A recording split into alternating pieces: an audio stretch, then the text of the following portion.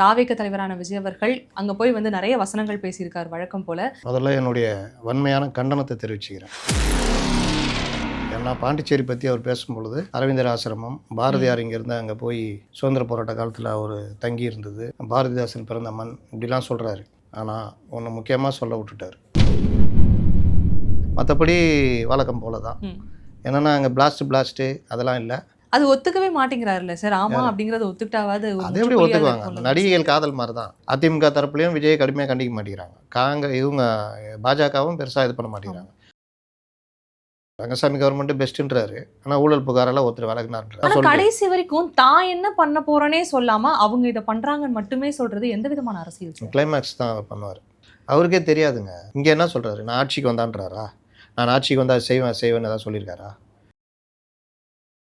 பேச்சில் மட்டும் சார் நல்லா டெம்போ ஏற்றி பேசுங்க சார்.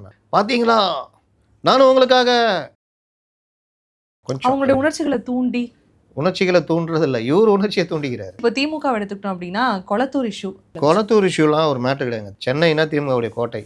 இனி அது எப்படி இருக்கும்னு தெரியாது. பம்பு செட்டு வாங்கி வைக்கிறதுக்கு இன்ஃப்ராஸ்ட்ரக்சருக்கு 4000 கோடி, அதுக்காக திருப்புகள். 2002 202 தொகுதிகள் திமுக இந்த பிரபல பத்திரிகை தான் போட்டுச்சு.